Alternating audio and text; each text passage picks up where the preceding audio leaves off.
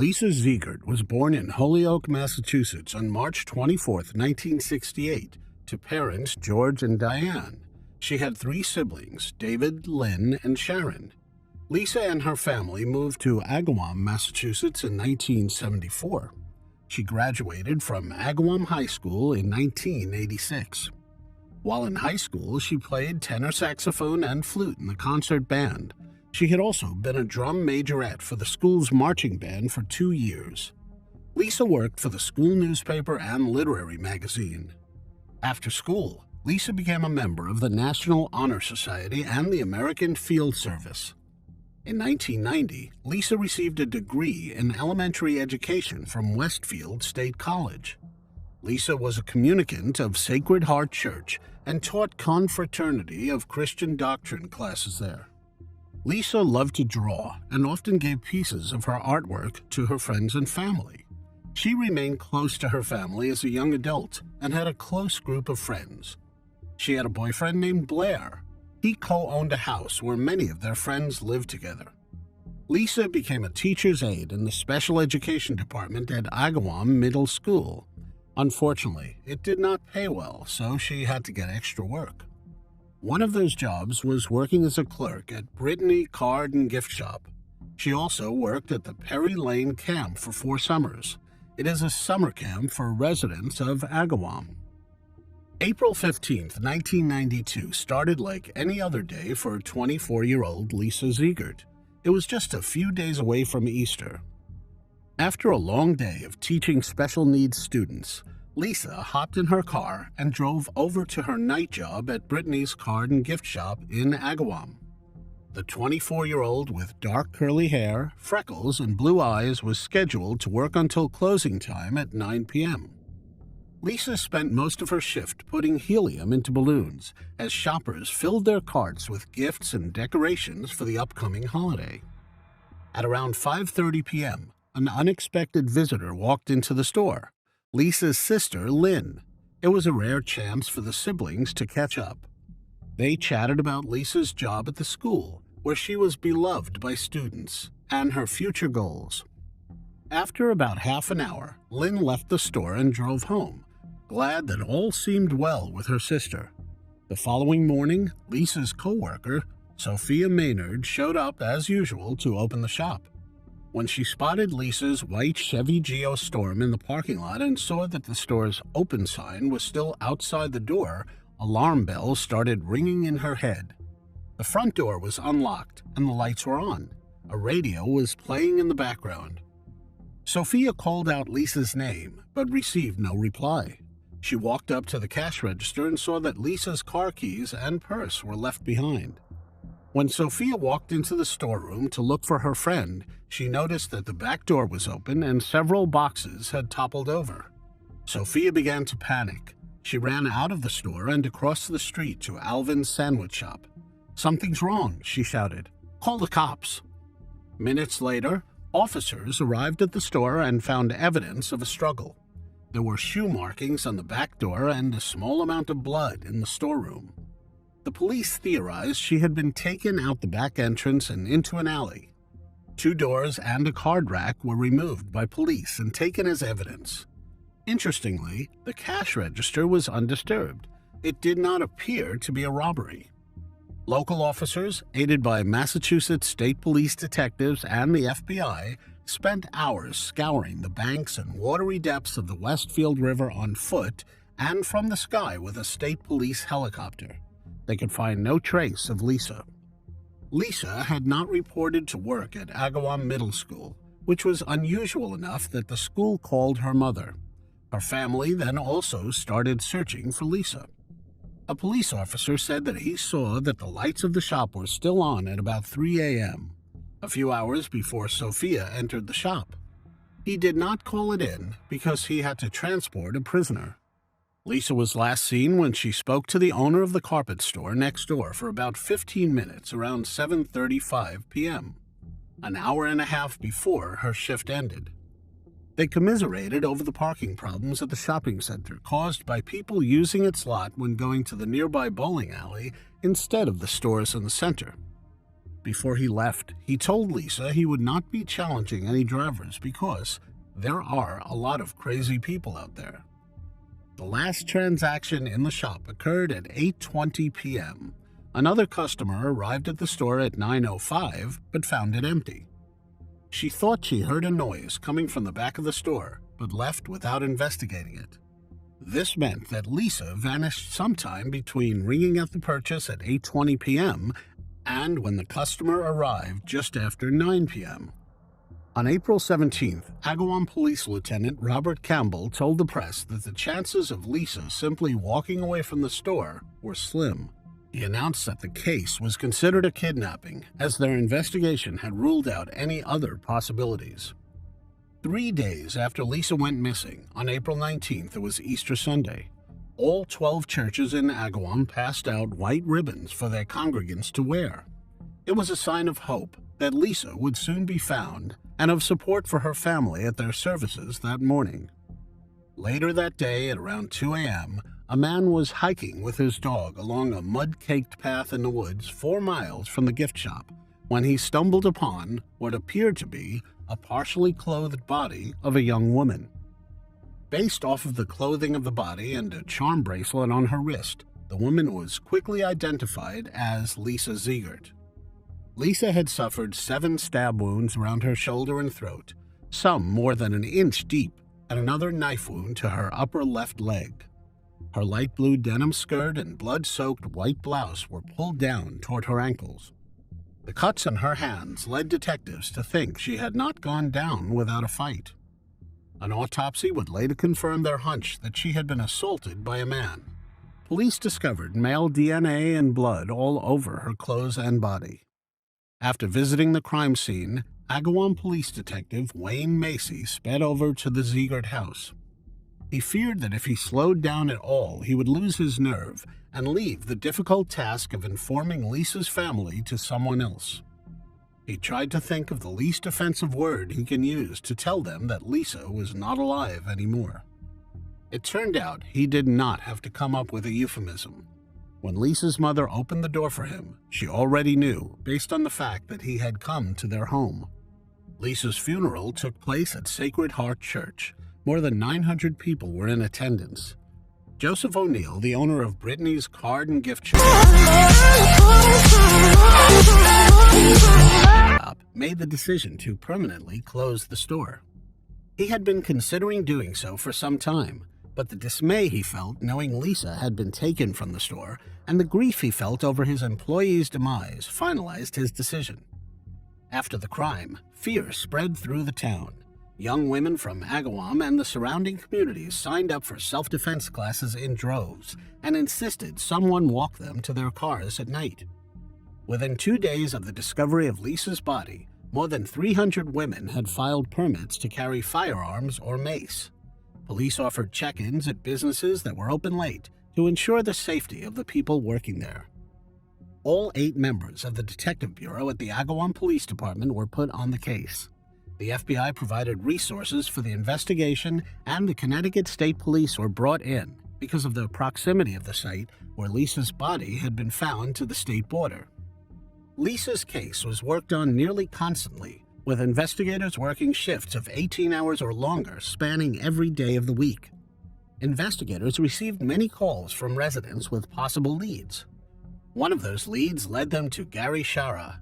Let me explain what that lead was. It started with Noelle Deslauriers. She was a 22-year-old nursing student living with her parents in nearby Longmeadow at the time of Lisa's slaying.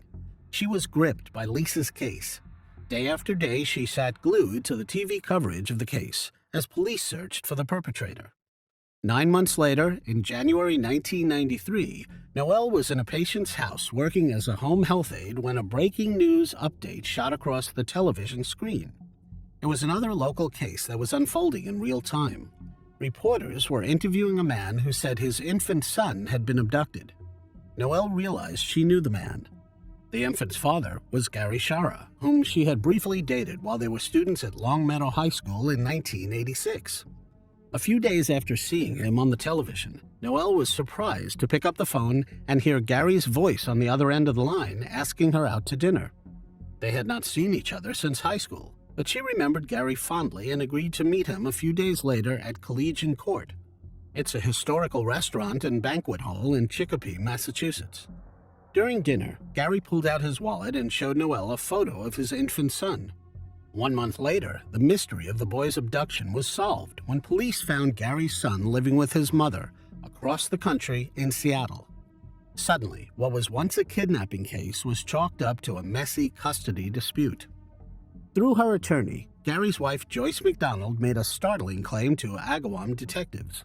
She told them that Gary was responsible for taking Lisa's life. She added that he had an obsession with the case. Agawam police had never heard of Gary Shara before. He had no criminal record, and there was not any evidence linking him to the crime.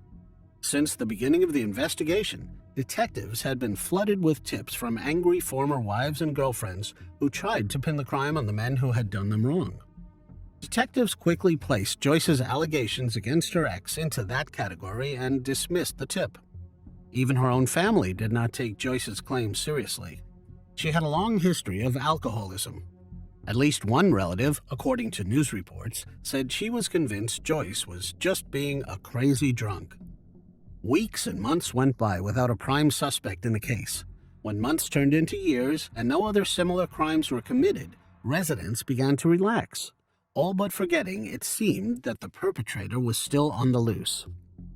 Mark Fow worked the case from the beginning, starting in 1993 as an Agawam police officer with a 4 p.m. to midnight shift, during which he fielded phone calls and read the volumes of information about Lisa's slaying. In 2001, Mark had been recently promoted to detective sergeant and took the reins of Lisa's case. He was determined to revive it after the original lead investigator retired. Mark scanned through everything in the files. As a result of Joyce McDonald's claim, Mark asked to interview her former husband, Gary. Gary had declined an earlier request to sit for an interview, but this time he agreed. When Gary showed up at the Agawam police station a few months later in 2002, he was polite and cordial. After Mark asked him to submit a DNA sample to clear his name, things turned sideways. Gary refused to give a sample, saying he was scared of being secretly cloned. In the meantime, Lisa's family kept pressuring the police for answers. Her mother, Dee Ziegert, appeared on an episode of Unsolved Mysteries. It led to a lot of new leads, but none of them were fruitful. Lisa's mother also organized charity golf tournaments to raise money for college scholarships and took part in candlelight vigils in her daughter's memory. "We want people to know that we will not forget, we will not give up," she told a reporter. "Someone knows something, and we hope that they will have the courage to come forward." By March 2015, Noelle Delurier found herself alone and struggling through a messy divorce. Heartbroken, she isolated herself for several months until her friend invited her to another high school reunion dinner. Gary Shara was there at the reunion. There, Noelle and Gary talked all night and soon after started dating. Noelle believed she had finally met Mr. Right. Gary had a steady job as a shuttle driver for Enterprise Rental at nearby Bradley International Airport in Connecticut. He loved animals and was especially good with children. Noelle thought he might be overcompensating because he had no contact with his own son, who was living with relatives in Seattle. An orphan, like the fictional Bruce Wayne, Gary had a deep affinity for Batman movies. He had a collection of Batman t-shirts. Gary's adoptive parents had taken custody of him as a small child after he had bounced from foster home to foster home in California. The family eventually moved to Western Massachusetts for Gary's high school years. Soon after they started dating, Noelle began to notice odd behavior from Gary. It seemed as if he suffered from anxiety around crowds. When they went to the Boston Marathon, he refused to walk through the police checkpoint, and he was white with fear. As time went on, Noelle began to wonder whether perhaps it wasn't the crowds he was trying to avoid, but police. One day, Noelle recruited Gary to chauffeur her wheelchair-bound patient to the girls' senior prom at a local country club. After the dance, the teen struggled with a disability ramp and nearly fell out of her chair. Gary rushed to the girl's aid and saved her from landing onto the concrete sidewalk. The patient was okay, but protocol required Noelle to call 911. When police arrived, Gary was nowhere to be found. Noel later learned he had hidden behind the transportation van while the officers interviewed her about the incident. By 2016, police were solving one cold case after another thanks to advancements in DNA evidence. With Lisa's case, that meant they were able to put together a digital composite image of the perpetrator. A man of European extraction with some freckling, dark eyes, and black or dark brown hair. District Attorney Anthony Gallooni said, "All evidence and leads previously developed in this case are now being evaluated in view of this new forensic development. The technology that we've put to use is at the leading edge of the industry." With their mission renewed, State Police Trooper Noah Pack and Detective Sergeant Mark Fow once again began poring over the stacks of case files. They focused on 11 suspects who matched the new digital composite and had refused to provide a DNA sample when questioned. After taking the case to a grand jury, Anthony Gallooni received a court order granting him permission to force any unwilling suspect to provide a DNA sample, including Gary Shera. On Wednesday, September 13, 2017, Noah Pack visited Gary's residence in West Springfield, Massachusetts. He lived with a roommate in a two-bedroom apartment on the first floor of a large two-family home. At the front door, Noah told the roommate he was there to see Gary. The man told Noah that Gary was not home, but said he would relay the message. Later that day, Gary called Noelle and asked if he could stay at her place for the night. Noelle found the request a bit odd. Gary never spent the night at her home during the week while he was working.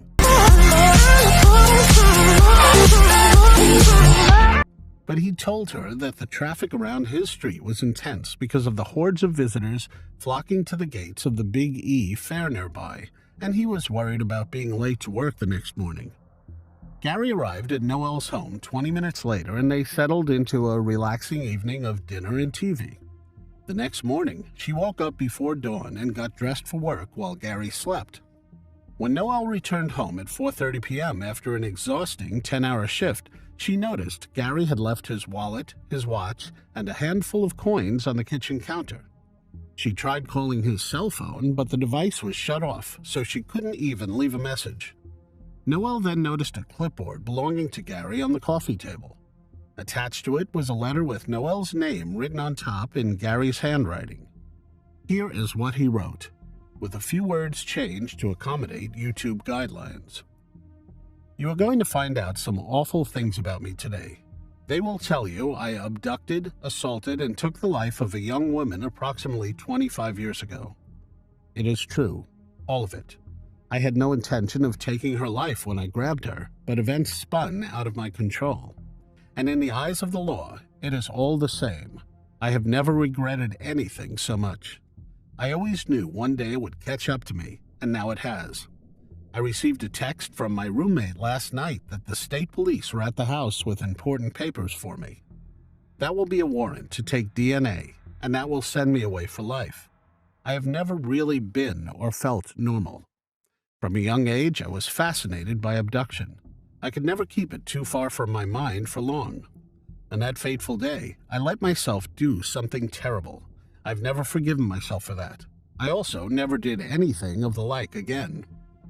I hated what happened. I despised myself. I thought of turning myself in hundreds of times over the years, but I am truly a coward. Today it will all end. I will either take my own life or face the music, as it were. Gary Shera." The next 2 pages included Shera's last will and testament, and also a letter to Lisa's family. In the letter, he expressed remorse for the slaying, and wrote that he could never apologize enough for taking their daughter and siblings' life. "I neither expect or deserve your forgiveness," he wrote, "but I hope knowing who I am and knowing I am gone will bring you some closure and peace. I am truly so sorry." At first, Noelle didn't believe it. She thought that he was having a psychotic breakdown and that he had only imagined committing this heinous crime. Even though she had her doubts, Noelle knew she had to give the letter to the police. She scrambled into her car and drove to the Massachusetts State Police Barracks in Westfield. Noelle ran into the station and asked to speak with someone working on Lisa Ziegert's case. Investigators were stunned when she showed them the letters. They had believed DNA would identify the perpetrator, but they never thought they would see a confession before a DNA test was performed. Police interrogated her into the night, asking hundreds of questions. Most important of all, where was Shara? After saying she was afraid that he took his own life and was hanging from a tree somewhere, Noel added that she still loved him very much. In Agawam, Mark Fow got a call from the state police, jumped into his squad car, and raced to the barracks to read the letters for himself. He stayed silent as he digested every word. To Mark, the letters did not reveal a full confession. After all, Shara did not detail much about the crime. But it was clear to the veteran detective that Shara was attempting to clear his conscience. Mark Fow then reflected on a visit he had paid to Joyce McDonald's relatives in Seattle, where they told him she had received a music box, like the one sold at Brittany's card and gift shop, from Shara on the night Lisa's life was taken. Detectives pinged Shara's cell phone and tracked its GPS coordinates to Stratford Springs, Connecticut. It was just past 10 p.m. when police found his black Honda Civic in the parking lot of Johnson Memorial Hospital. There was no sign of Shara, but he had left a note on the dashboard. To whomever finds my body, I apologize for any psychological trauma incurred. Paul, Mass State Police. Thank you. Hours earlier, Shara had swallowed a fistful of ibuprofen, but he immediately grew scared and walked into the emergency room, where doctors pumped his stomach and admitted him overnight. He was then put into the critical care unit, and once detectives arrived, they placed him under arrest as a fugitive from justice. Noel waited outside her home while investigators searched each room for evidence. They took Shara's toothbrush and a full syringe of insulin used to treat his diabetes. They even searched the well under her house and the cereal boxes in the kitchen cabinet. In the end, the DNA results were conclusive. Saliva found on Shara's toothbrush tied him to the decades-old crime. In 2017, 48-year-old Shara was extradited from Connecticut back to Massachusetts, where police formally charged him with the slaying, aggravated assault, and abduction. It took Noel several months to work up the courage to visit Shara at the Hampton County Correctional Center. She waited for him on one side of a plexiglass partition until he arrived in a red jumpsuit and sat on a stool on the other side. Over the jailhouse phone, he attempted to make small talk, telling her that the food was not so bad and that his brother had sent him some books. After listening for several minutes, Noel stared into his eyes and unloaded. After she yelled at him, he just blankly stared back at her. He did not say a word. In 2019, 50-year-old Gary Shara went to court and changed his plea from not guilty to guilty. He was given a life sentence with no chance of parole.